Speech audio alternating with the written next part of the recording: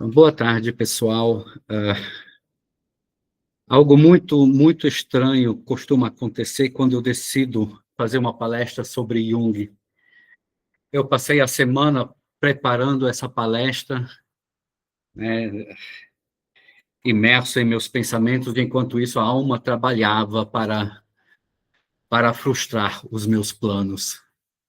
Essa noite eu tive um sonho com meu pai de 90 anos, e ele falou assim para mim: Marcos, não se esqueça de falar do amor.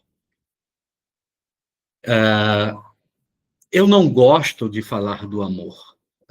Para mim, o amor se tornou uma palavra muito vazia, né? Não acredito em paz e amor. Eu acredito que, às vezes, é necessário a gente ir à luta com tudo, com todas as armas que nós temos para defender aquilo em que nós acreditamos. A gente jura amor eterno no início de um relacionamento e depois descobre rapidinho que de eternidade não existe nada nesse amor. Então, eu fiquei muito preocupado com esse sonho. Eu pensei, o que eu vou falar sobre o amor? Né? O amor tem aparecido muitas vezes em minhas imaginações ativas. Eu falo disso também no meu livro, No Universo no Peito.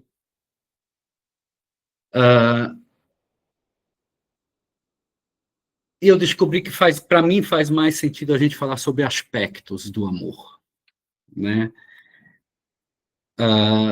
Mas esse sonho do meu pai me obrigou a mudar todo o esquema da palestra de hoje. Então, eu vou improvisar. Falar do amor significa falar de coração. Então, é isso que eu vou tentar fazer hoje.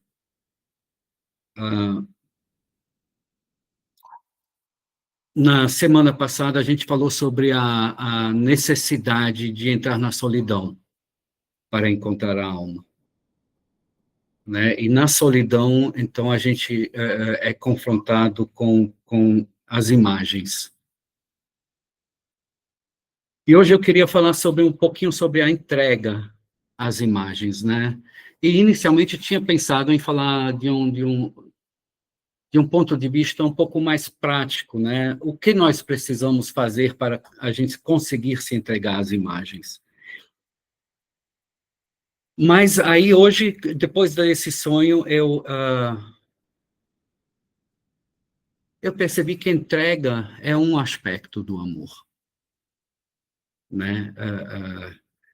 Então eu decidi falar um pouquinho sobre o tema da entrega nos livros negros do Carl Gustav Jung.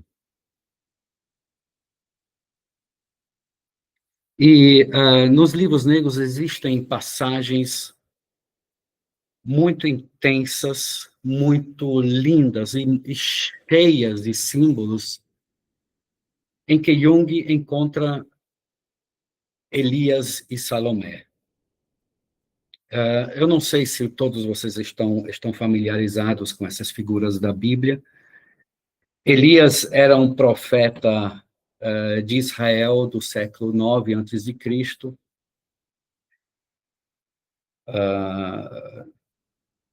Ele operou durante o reinado do rei Acabe e da rainha Jezabel. E naquela época Israel tinha abandonado a adoração a Deus e tinha se dedicado à idolatria, principalmente à adoração a Baal, que era o deus da fertilidade. E Elias, como profeta, a função do profeta não é prever o futuro, como costumamos pensar. O profeta, ele aponta os erros da sociedade, e quando ele fala sobre o futuro, normalmente ele o faz, ele relata eventos como consequência da postura que nós vivemos hoje, né? Mas Elias era uma figura muito conturbada, né? Era uma pessoa que sofria de depressão, Era um homem que vivia à beira da loucura, como é de se esperar quando se trata de um porta-voz de Deus. E ele é das pouquíssimas figuras na Bíblia que não morreu. Ele foi levado para o céu numa carruagem de fogo. Então, é uma figura muito rica, muito ambígua, né? A Bíblia relata histórias em que ele enfrenta centenas de sacerdotes desse Deus pagão, sozinho, né? E logo depois ele foge de medo, né? E passa muito tempo no deserto, na solidão, se questionando. Salomé, por sua vez, era filha de Herodíades. Herodíade era esposa de Herodes, que era o rei de Israel na época de Jesus. E Herodíade tinha se casado, já era casada com o meio-irmão de Herodes, se separou dele para poder se casar com Herodes. E João Batista, que foi o arauto da vinda de Cristo, denunciou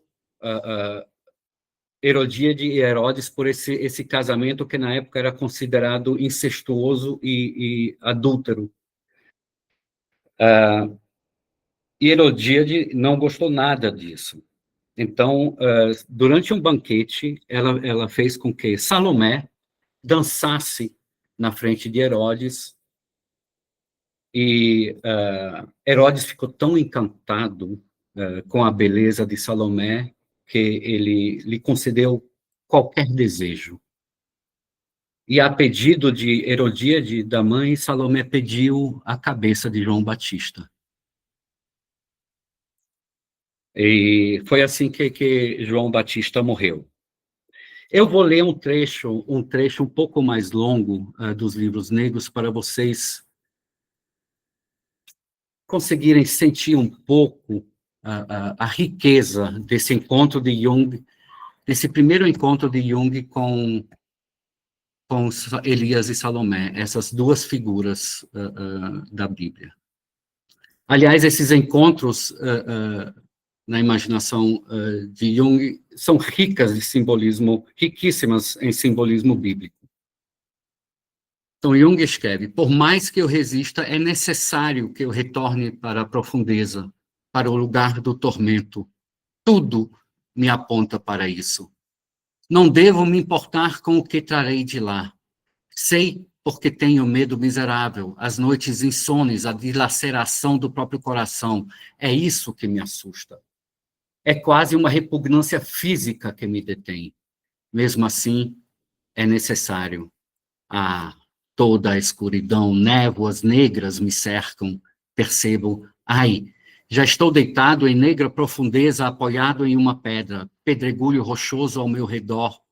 Um homem velho, à esquerda, à minha frente, com barba grisalha em roupa oriental, provavelmente um velho profeta.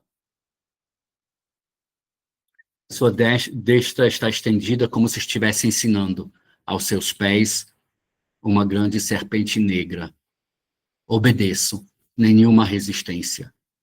Ao fundo do prédio, sustentado por colunas, sai uma linda moça, a filha do velho. Ela se coloca ao lado do velho, ela é cega. Olho surpreso e me levanto. Ela toma minha mão.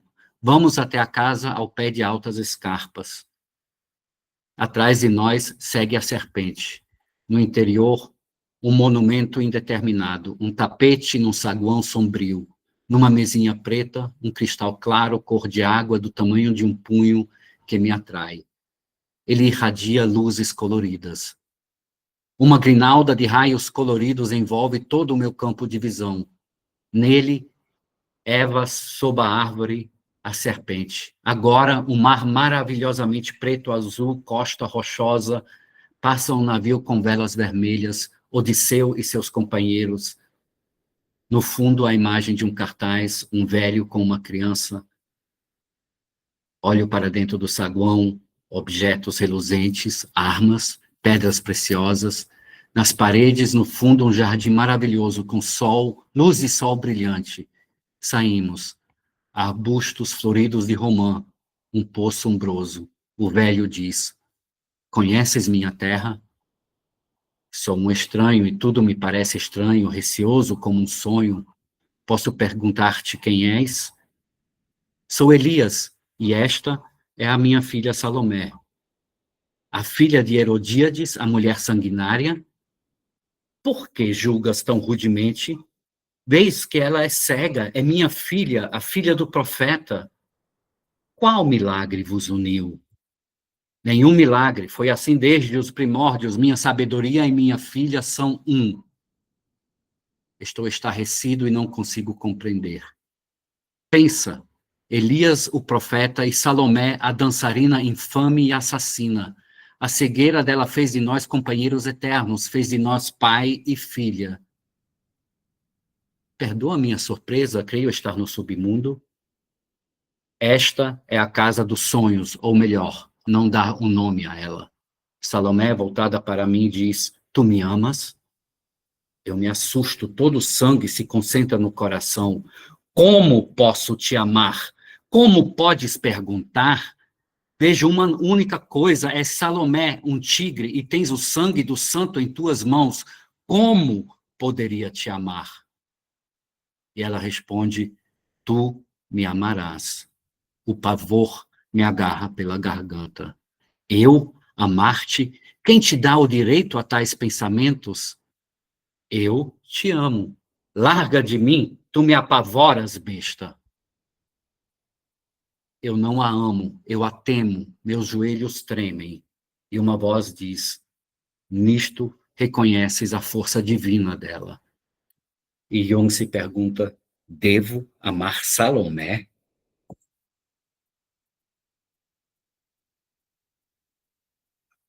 Elias e Salomé reaparecem ao longo dos livros negros várias vezes. E lá para o fim dos livros negros, o Jung chega a identificar Salomé com a ânima dele, o aspecto feminino. Então, nessa primeira cena, Salomé aparece cega, acompanhada de uma serpente negra, e a serpente negra representa a força instintiva, né? Aquela força que nos toma, né? E no início das imaginações de Jung, Jung não reconhece o seu aspecto feminino, né? Ele não reconhece Salomé pelo que ela é, mas o fato de ele não reconhecer Salomé faz também com que Salomé não o enxergue, né? Então, o aspecto feminino que não é reconhecido, que não que não enxerga, né, a pessoa, se torna uma força assassina que pode te tomar. Né? E quando Salomé fala para Jung, confessa o amor dela a Jung, Jung se assusta, porque ele só vê o lado perigoso. Ele morre de medo de Salomé. Ele tem medo de ser seduzido por ela e de ser tomado por aquela força. Então, nessa primeira passagem, o Jung se recusa a se entregar ao amor e às imagens que aparecem para ele, né?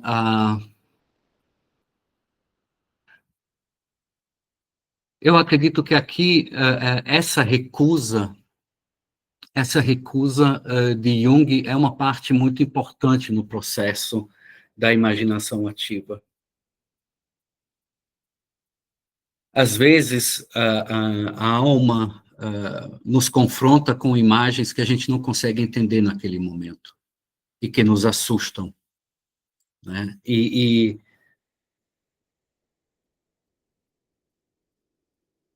se a gente simplesmente permitisse que elas continuassem, elas nos tomariam da forma como Jung teme Salomé, que Salomé se apodere dele, né, seduzindo ele. Então, chega um momento em que Jung diz, não, eu não te amo, eu não quero o seu amor.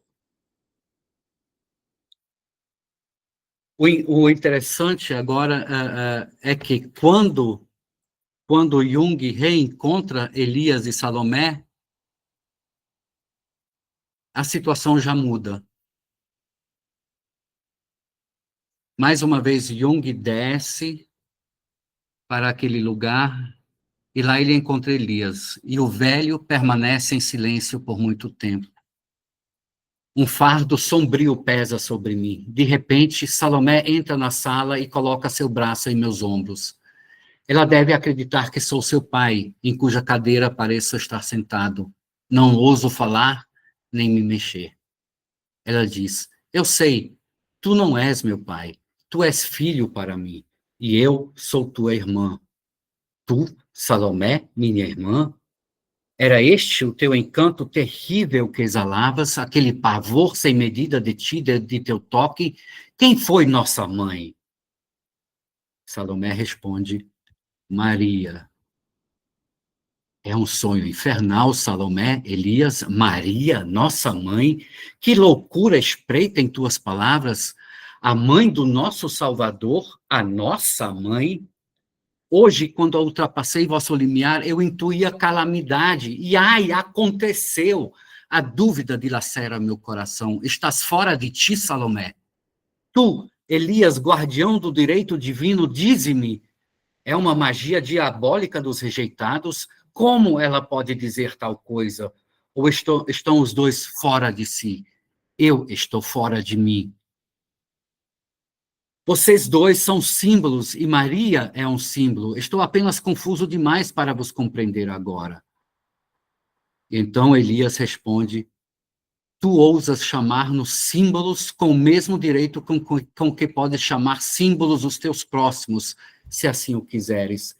No entanto, somos, e somos tão reais quanto teus próximos. Mas tu não invalidas nada e solucionas nada se tu também nos chamares símbolos. Tu me lanças numa confusão terrível. Pretendeis ser realidades? O velho sorri. Certamente somos o que chamas realidades. Aqui estamos e deves aceitar. Tens a escolha. Adoro essa passagem porque aqui Salomé dobra a aposta, né? Ela não é só a assassina, a dançarina assassina, ela também é filha de Maria, ou seja, irmã de Cristo. E eu fico imaginando como é que foi para o Jung fazer essa imaginação. Ele que era filho de pastor, né? Para ele deve ter sido uma blasfêmia incrível, né? Uma megalomania sem igual, né? Considerar-se irmão de Cristo ou filho de Maria, da Nossa Senhora. Agora, o mais interessante nessa passagem é o que o profeta Elias diz: nós somos tão reais quanto aquilo que você chama de realidade. E para mim,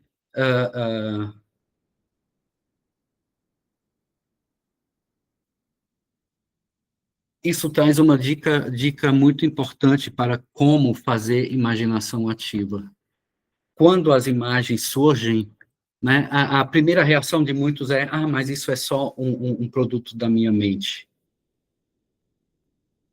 E o que Elias diz aqui é: não, aquelas imagens que aparecem para você são tão reais quanto aquilo que você vive no seu dia a dia. E eu acho que é importante a gente reconhecer isso porque facilita a imaginação ativa. Quando a gente leva a sério aquilo que a gente vê, a gente consegue se entregar melhor àquelas imagens, interagir melhor com elas.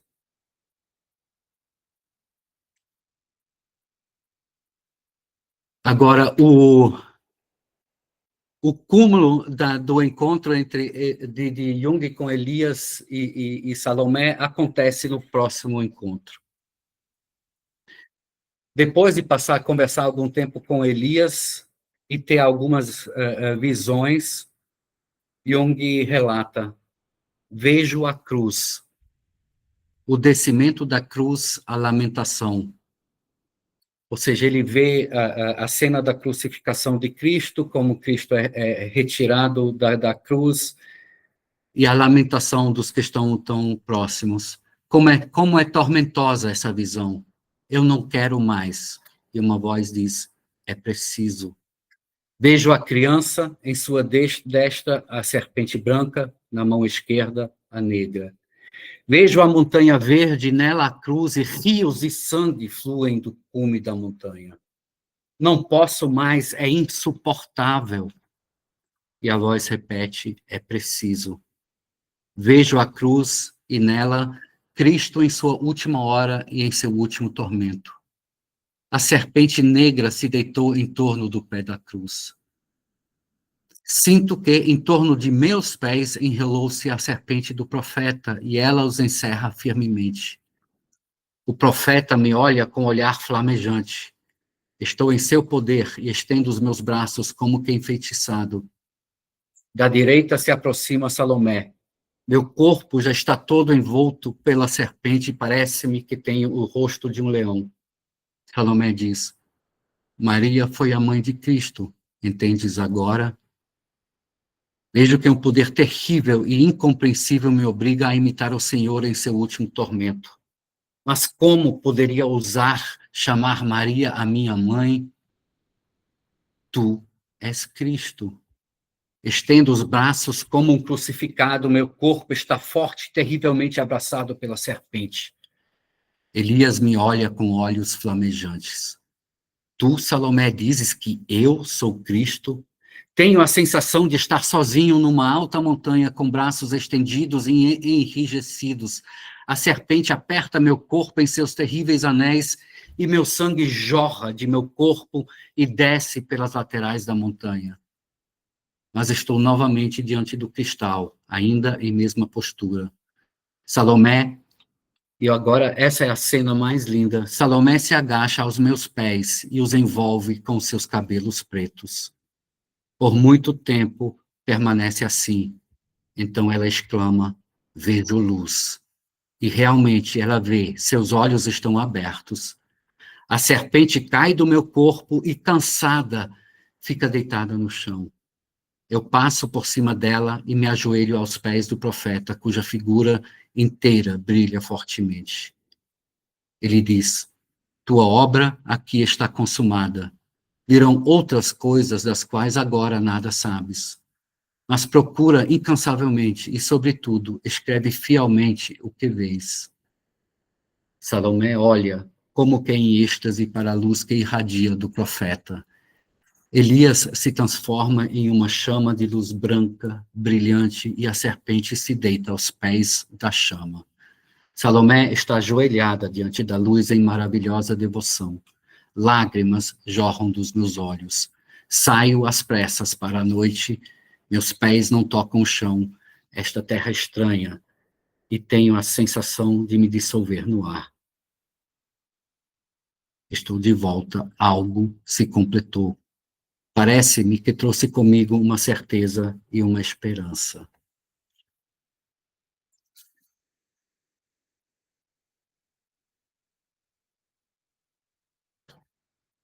É muito difícil a gente tentar entender essa cena em que Jung é identificado com Cristo de forma racional. E eu não quero perder muito tempo com isso, porque, para mim, outras coisas importam no contexto da nossa palestra. Aquela cena em que Salomé se ajoelha diante de Jung e envolve os pés dele com os cabelos longos dela, remete a duas cenas nos evangelhos. Nos dois evangelhos, são dois evangelhos diferentes que relatam talvez a mesma cena de formas diferentes. Numa cena, uma mulher cai aos pés de Cristo, chora e com suas lágrimas lava os pés de Cristo e depois enxuga os pés com os cabelos dela. E na outra cena, Maria de Betânia procura Jesus, traz um perfume caríssimo, quebra aquele vaso e despeja o perfume sobre os pés de Cristo, lava os pés de Cristo com aquele perfume e em seguida também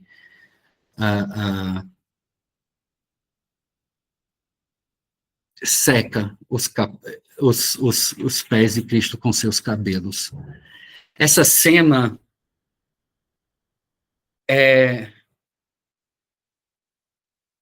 se a gente deixar de lado, né, todos aqueles clichês de homem e mulher, o que me importa aqui é o amor que se revela como entrega total e devoção. Então, a Salomé, que no início declarou seu amor e foi rejeitada por Jung, agora, depois dessa cena de crucificação, Jung permite que Salomé expresse o seu amor dessa forma. Né?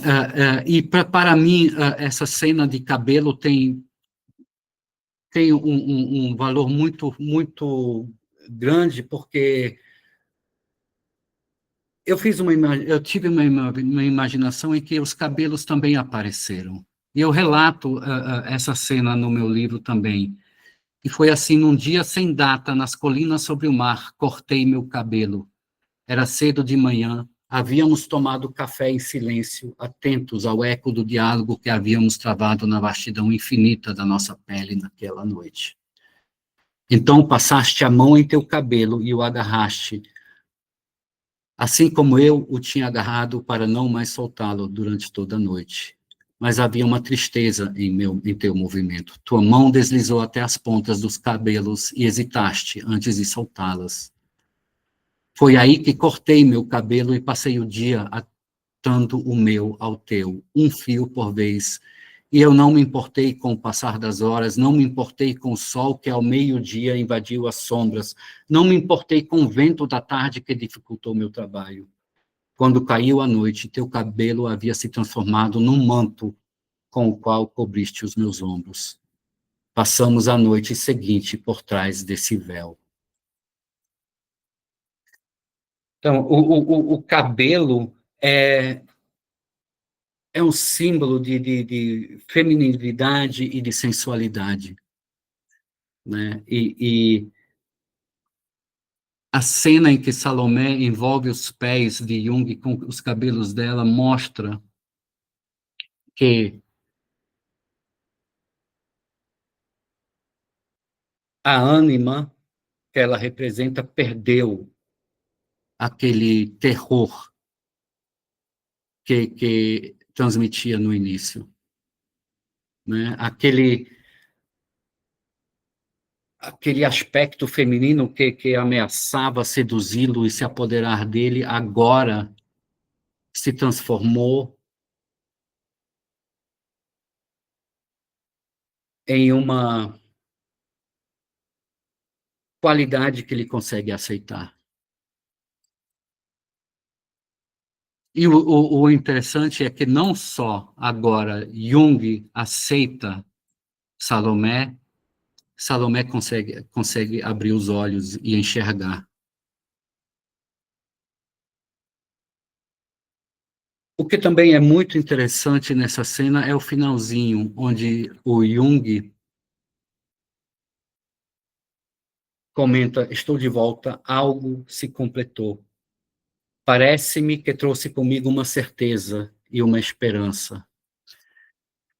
Quem pratica a imaginação ativa vai fazer ou faz essa experiência de vez em quando, que é um privilégio quando acontece, mas às vezes ocorre uma cura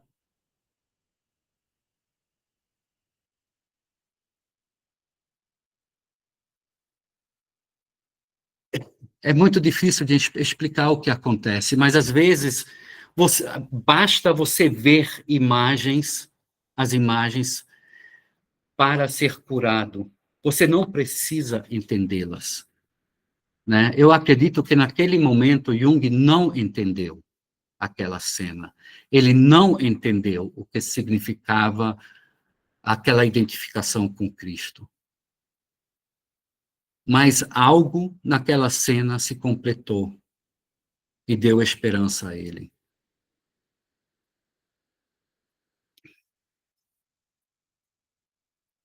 A grande pergunta é, e eu vou falar um pouquinho mais sobre isso na próxima palestra, é como a gente consegue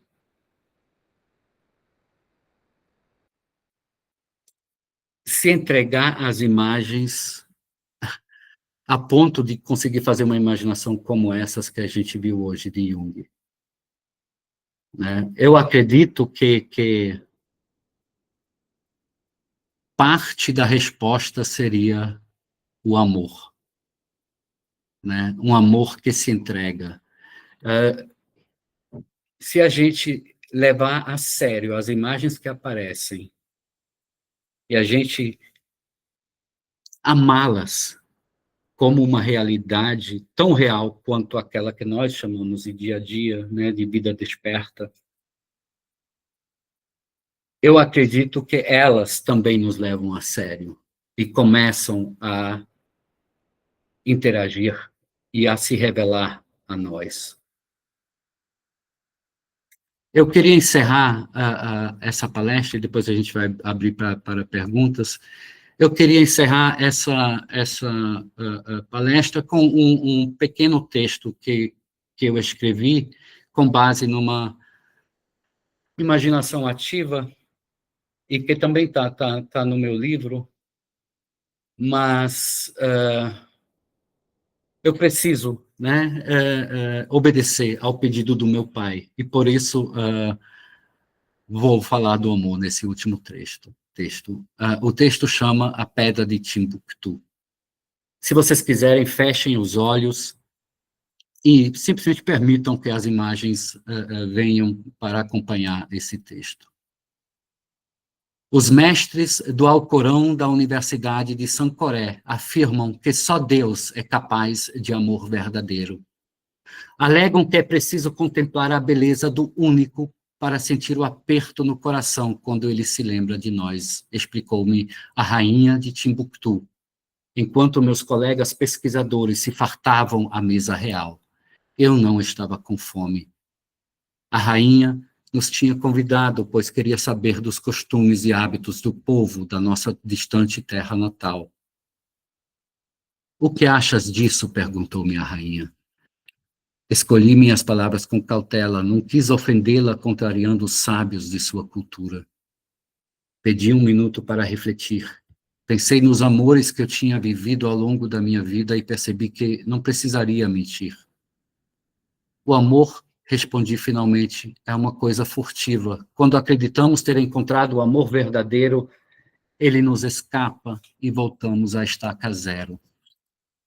A rainha de Timbuktu aproximou sua boca do meu ouvido e sussurrou: acho que os mestres optaram pela resposta mais fácil. Eles são covardes, pois temem as adversidades que esperam aquele que busca o amor. Acredito que Deus nunca experimentou amor verdadeiro, pois para amar é preciso ter um corpo. Só um corpo sabe amar. Refleti sobre isso. Lembrei-me do Deus da minha cultura que precisou tornar-se homem para morrer por seu grande amor. Eu estava prestes a falar-lhe disso quando a rainha se levantou e me puxou pelo braço. Vem, quero mostrar-lhe algo. Seguimos pelos infindáveis corredores do palácio feito de madeira e argila. Tu sabes, explicou-me a rainha, que não existem pedras em Timbuktu. Todas as casas e prédios, inclusive a Universidade de Sancoré, eram feitos de madeira revestida de argila. Eu sabia dos danos que as chuvas torrenciais de agosto eram capazes de causar a essas estruturas frágeis no meio do deserto. A rainha de Timbuktu me conduziu até um vão embaixo de uma escada. Era um espaço escuro, ignorado por aqueles que por ali passavam. A rainha acendeu uma vela, se agachou e esticou o braço até a fraca luz da vela iluminar o pequeno intervalo entre o chão e o primeiro degrau da escada. Apertei os olhos para ver melhor. Consegues enxergar? Perguntou a rainha. É uma pedra, pelo que me parece, respondi surpreso. Uma pedra um tanto bruta e pouco vistosa, sim, confirmou minha rainha. Uma pedra que não existe, mas aí está. Mais tarde, um servo íntimo dos devaneios de sua rainha me puxou para o lado e me confidenciou. Aquela pedra nada mais é do que uma bola de argila bruta que a rainha escondeu ali. Não existem pedras em Timbuktu. Chorei quando ouvi essas palavras. Desde aquele dia, dedico-me à busca pelo meu amor. Entendi que o amor não é algo que existe, é algo que se faz. É preciso ter mãos para formá-lo. Muito obrigado.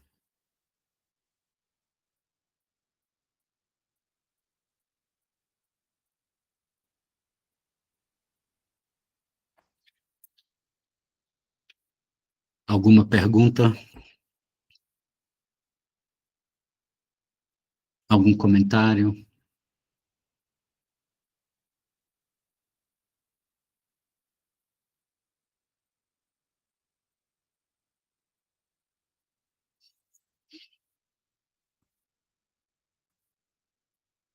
Marcelo.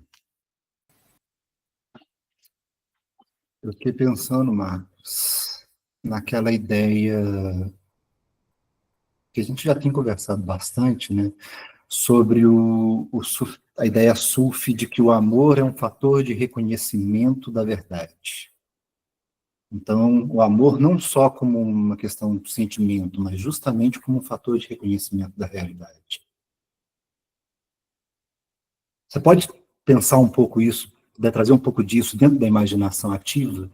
Como é que essa coisa do amor pode ajudar a gente a reconhecer a verdade através da imaginação?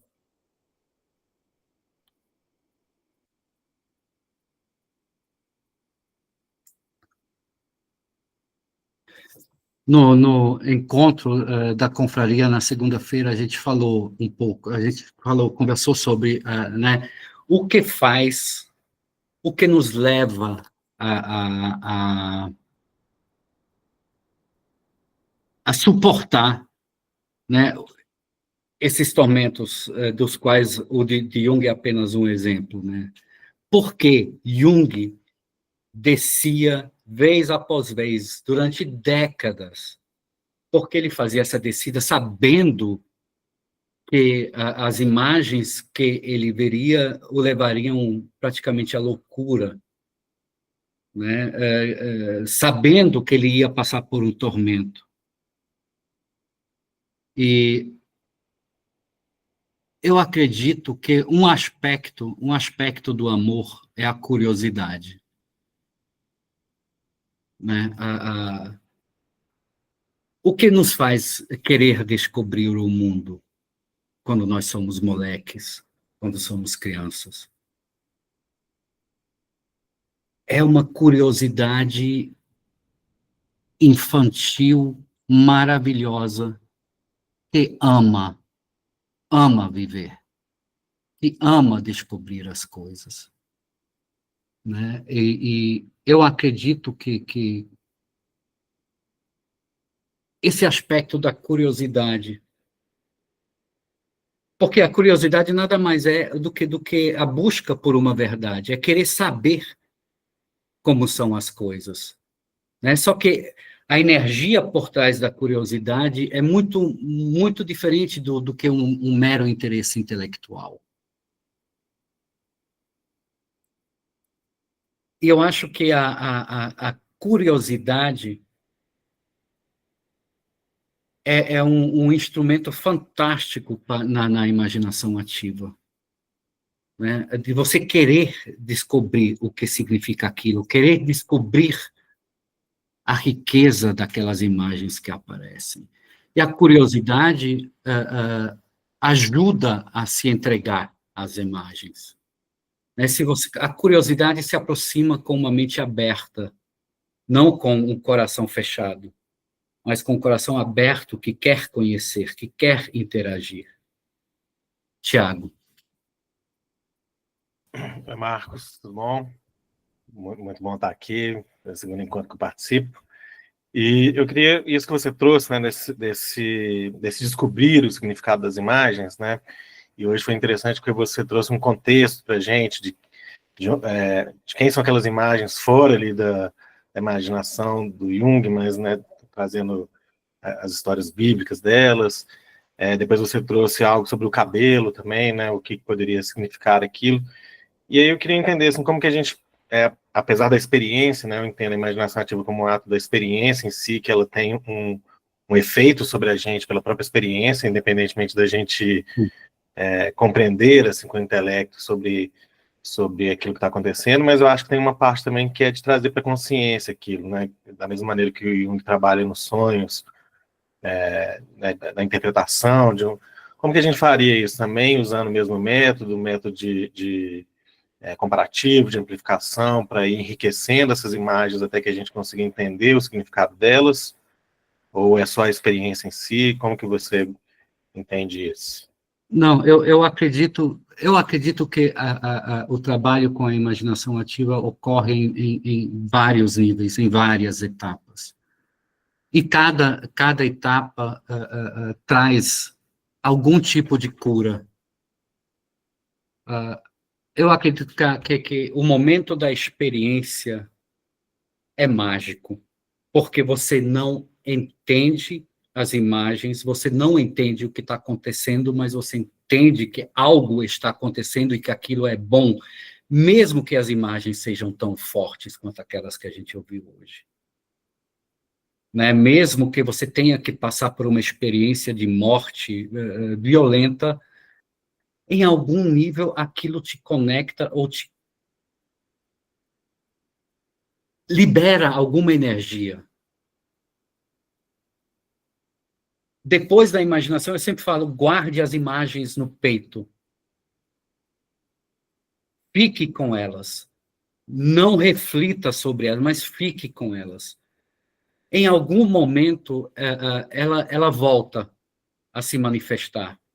Talvez aconteça algo que te lembre dessa imaginação, talvez você se depare com um texto, né, que te faz lembrar, ou você tem um encontro, ou se depara com uma imagem. Eu acho que esse é o momento em que você pode e deve começar a pesquisar. Busque, pesquise em que mitologias, em que mitos aparece aquela imagem que mais chamou sua atenção. Enquanto você pesquisa, fique atento, né? O que te lembra de algo em sua vida. Vá criando uma rede de significados relacionados. Né? Eu gosto de comparar as imagens de uma imaginação ativa, que nessa fase de incubação, né, em que você só fica com elas dentro de você, elas vão criando raízes entre si, né, vão criando rizoma, e em algum momento uma dessas raízes perfura o solo, e a plantinha aparece, e você precisa regá-la. Né, então, aí vem toda essa pesquisa, e você vai percebendo que existem relações entre aquela imagem com sua própria vida, com sua própria experiência, com sonhos. Você vai fazendo ligações o máximo possível. O último passo, para mim, é transformar todas essas impressões, as imagens da imaginação ativa e todo esse conhecimento que eu reuni depois, né, pesquisando as imagens, é transformar aquilo em uma obra, seja ela literária, ou uma obra, uma pintura, ou uma escultura, ou uma música, uma dança. Porque quando você transforma aquilo que era só seu, aquelas primeiras imagens na imaginação ativa são profundamente pessoais. Elas só dizem respeito a você. E só você consegue entendê-las num nível instintivo, né, digamos, ou inconsciente. Mas quando você transforma aquilo em uma obra, aquelas imagens se tornam independentes de você. Você as coloca no mundo e outras pessoas conseguem se relacionar com ela, porque você destilou algum significado. Você deu um significado, definiu ou escolheu um dos significados, né? Como, por exemplo, nessa história que eu li para vocês agora no fim, na minha imaginação ativa só apareceu a frase, a pedra de Timbuktu. Eu não sabia o que fazer com aquilo. Aí eu fui pesquisar imagens de Timbuktu e vi que não tinha pedra. Não tinha pedra. A cidade toda é feita de barro e madeira.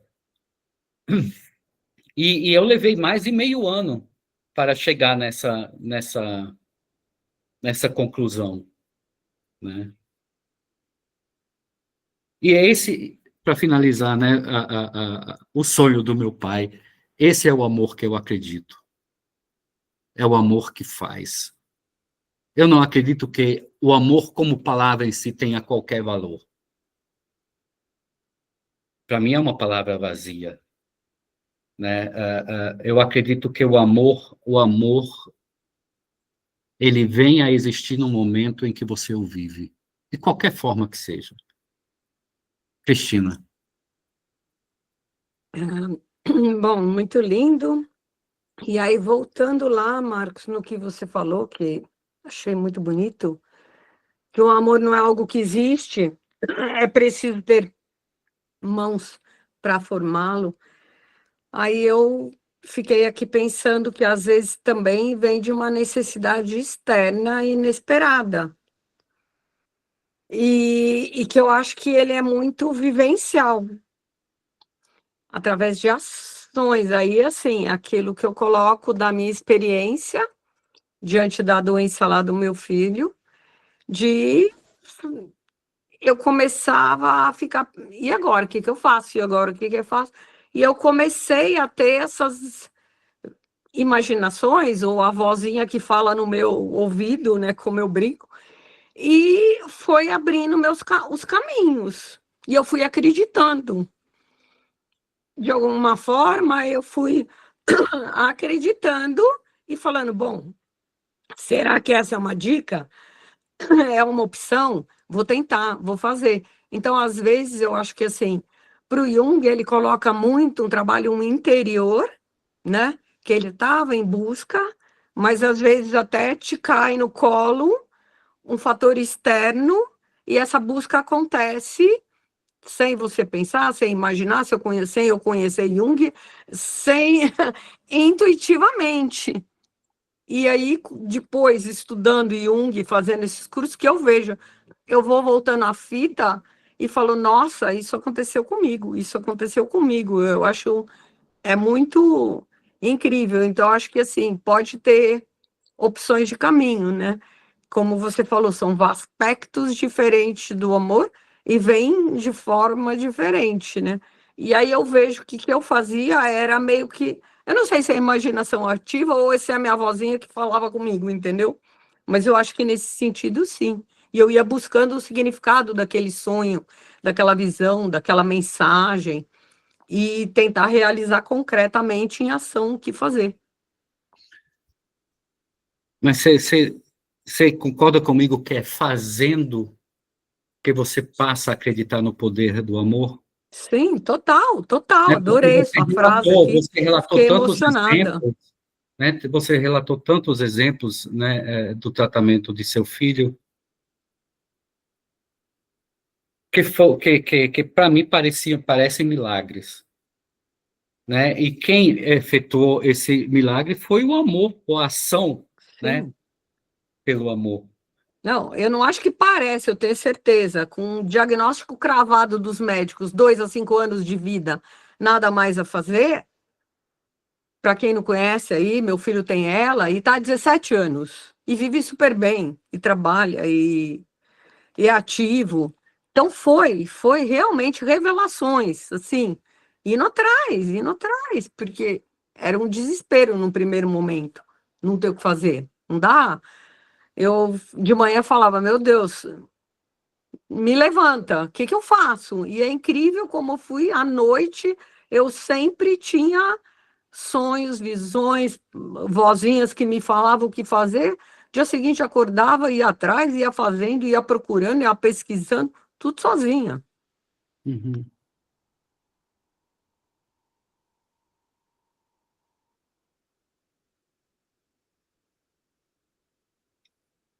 Por isso que eu falo que a verdadeira mestra da confraria é a Cristina Não, Ribeiro. não sou. Não queria que ninguém tivesse na minha pele. Eu brinco que meu marido é médico, né? Eu falo assim, você é médico de corpo físico, eu sou médica de alma, dá licença, eu tô fazendo. Obrigado, Cristina. Joana? Oi, Marcos.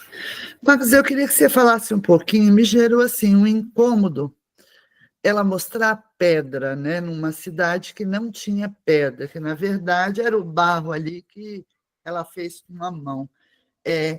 O amor não é material, né? Ele é instintivo, você sente, não tem como você pegar. Então essa coisa de querer colocá-lo, mostrá-lo como uma coisa material, bruta, palpável, me gerou um certo incômodo. Faz sentido isso? O que você pode me falar sobre isso?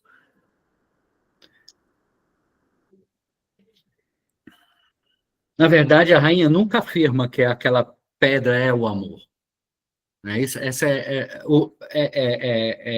o narrador que chega a essa conclusão de que, né, esse processo todo, né, representa, de alguma forma, o amor. Né? A rainha só fala, puxa, em Timbuktu não existem pedras, mas deixa eu te mostrar uma coisa. Né? Tem uma pedra aqui. Né? E essa pedra é um milagre, porque não existem pedras em Timbuktu.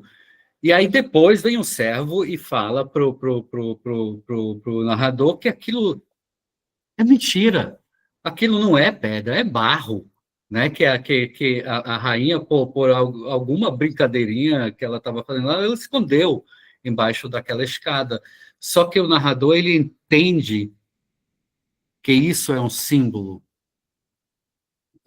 do amor. Né?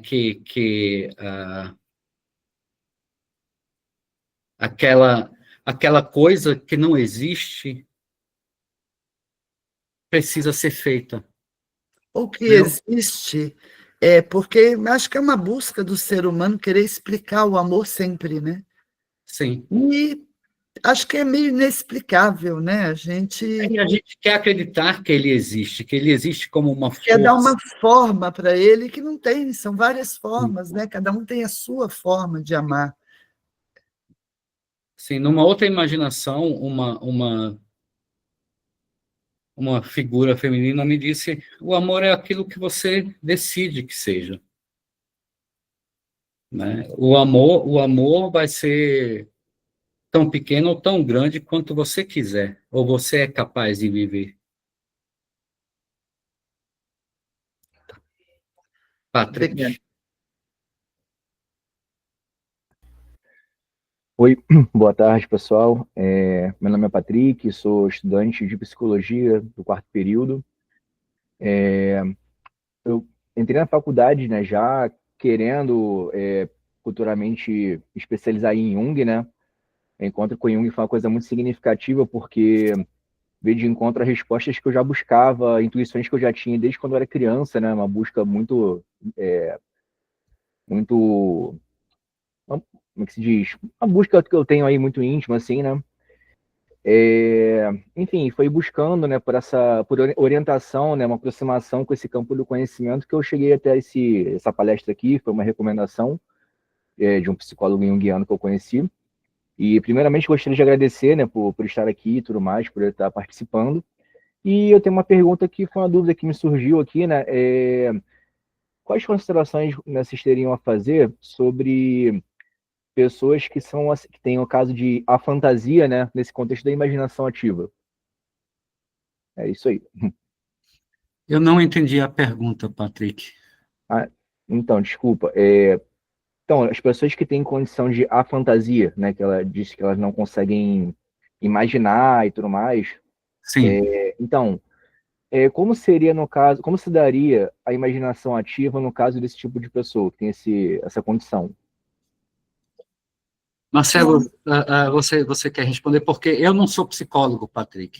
Eu caí nessa coisa de imaginação ativa Certo. meio que por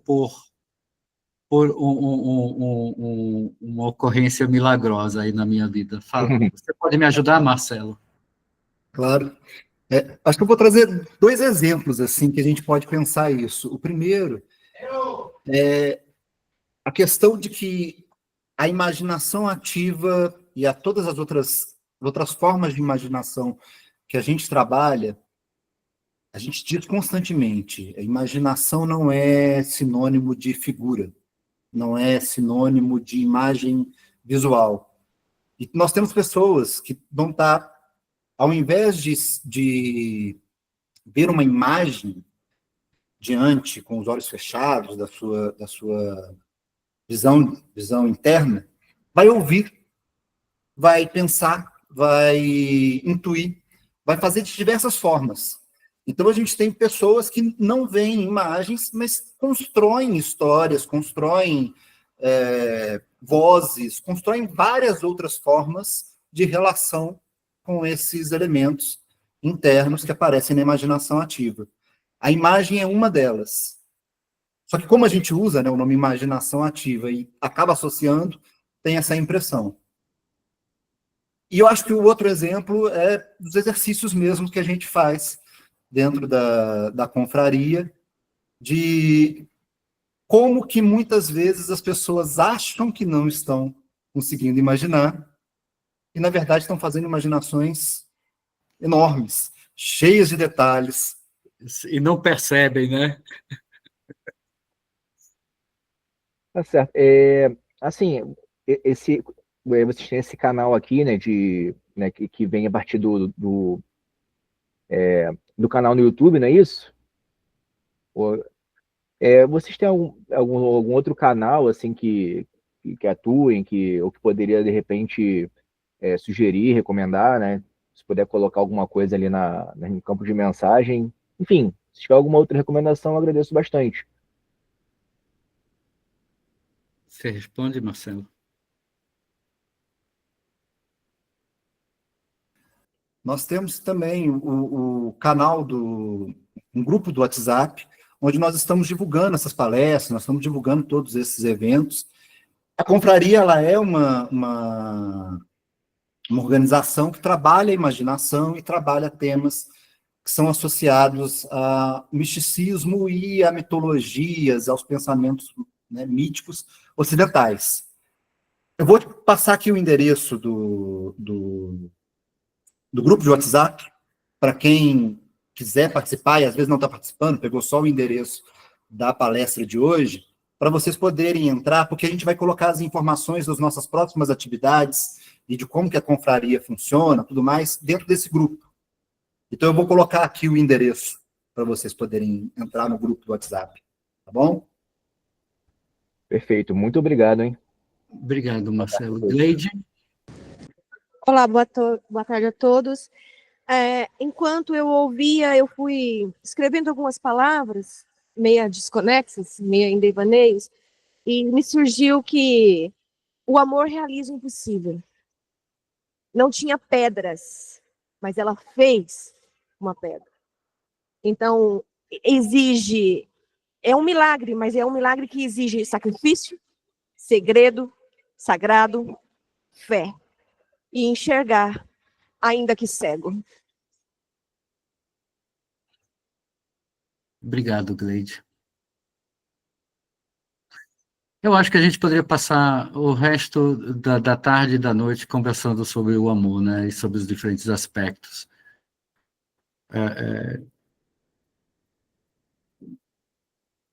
Mais um motivo porque eu não gosto de falar tanto sobre o amor, porque é um tema sem fim. A gente realmente só chega em algum lugar quando a gente começa a praticá-lo, né, Tiago? Só queria complementar o que o Marcelo falou para o colega Patrick.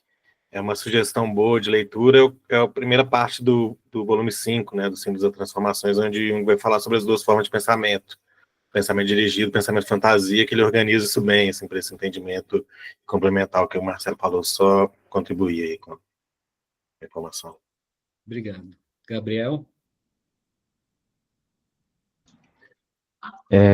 Sobre o que o Marcelo estava falando da imaginação, ela não está só restrita a imagens visuais, né? Então, entrar no campo do pensamento, de sensações, intuição, enfim. E aí me veio, assim, agora mesmo, uma questão até onde a imaginação ativa o que é a imaginação ativa, até onde vai, né? E aí uma pergunta específica que eu me questionei aqui: poderia a imaginação ativa se expressar por meio da escrita, por exemplo? Sim, sem dúvida, sem dúvida. E eu acredito que o Jung fazia a imaginação ativa, pelo menos em parte, escrevendo. Por exemplo, os Sermões aos Mortos, que são textos enormes. É impossível que ele tenha primeiro só imaginado aquilo e depois anotado tudo da memória. Impossível. No grupo, na confraria, nós fazemos encontros de imaginação ativa semanais e tem uma pessoa que a gente começa com o exercício de relaxamento, né, uma meditação, e depois eu costumo dar 10 minutos para fazer a imaginação ativa. E a maioria das pessoas fica em meditação de olho fechado, ela não, ela começa a escrever imediatamente. Eu tive em uma das minhas oficinas uma mulher que ela não imaginava, ela não escrevia, ela dançava a imaginação dela. Então, o que vinha para ela eram movimentos tão ricos em simbologia para ela quanto as imagens para nós outros. Fala, Marcelo. O Robert Johnson, ele, por exemplo, conta sobre a prática de imaginação ativa dele. Ele usava a máquina de escrever e ele usava cores diferentes para facilitar a escrita. Então, quando ele estava falando, era uma cor, a outra era vermelho, né? Ele usava preto e vermelho, e ele fazia isso para poder diferenciar. Depois ele pegava e olhava aquilo, mas ele ia fazendo escrevendo muitas vezes. Ele fazia o diálogo acontecendo e ele ia fazendo dessa maneira. Tem muita gente que usa quase que uma técnica de escrita automática, né, de entrar num processo de escrita automática e já ir escrevendo de uma vez. E eu acredito que muitos escritores, muitos poetas, quando escrevem, eles entram num estado parecido com a imaginação ativa, né? Quando eles se deixam levar pelo fluxo das palavras, pela inspiração. Perfeito. Muito obrigado.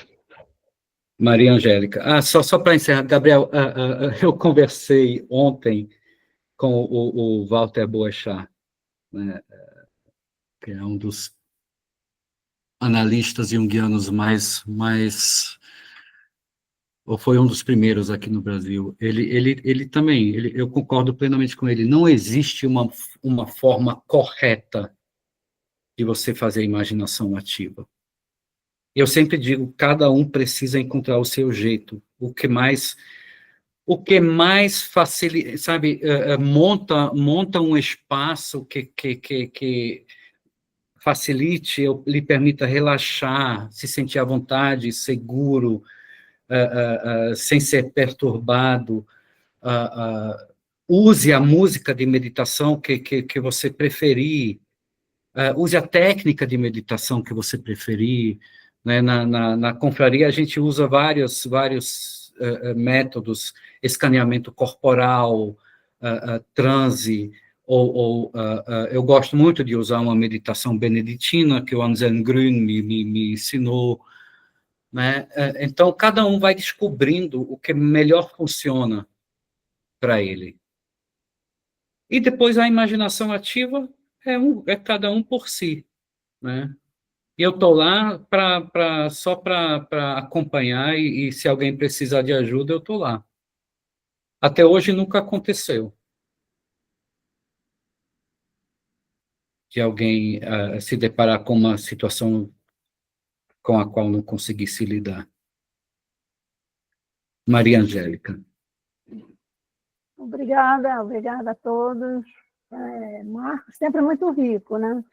Mas, assim, a palavra que me veio quando você estava lendo ali no final é diferenciação, que é uma coisa que você também trouxe no primeiro encontro, porque, assim, o símbolo da pedra ali, que o narrador viu como pedra, que a rainha falou que era pedra, o narrador viu assim, ele tinha um amor, o servo não viu, porque é uma coisa diferenciada. Era uma imagem do narrador, não do servo, né? Então, eu achei muito interessante, né? Muito importante esse símbolo, né? E o que a gente está falando aqui na imaginação ativa, cada um faz do seu jeito, né? Do jeito individual, e como chegar a esse encontro consigo mesmo, com a alma, é único. Era isso que eu queria comentar. Obrigado, Maria Angélica. Agora, para mim, o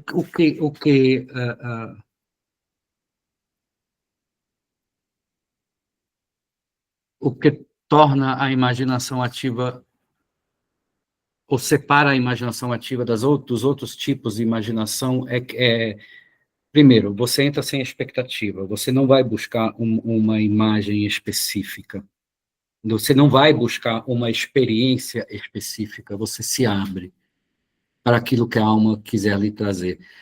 Tem terapeutas que acham isso perigoso, porque você não sabe o que vai aparecer, né? Mas é para isso e eu sempre falo, não pratique imaginação ativa sem o acompanhamento de um analista ou de um terapeuta que saiba navegar o mundo simbólico. É muito importante isso.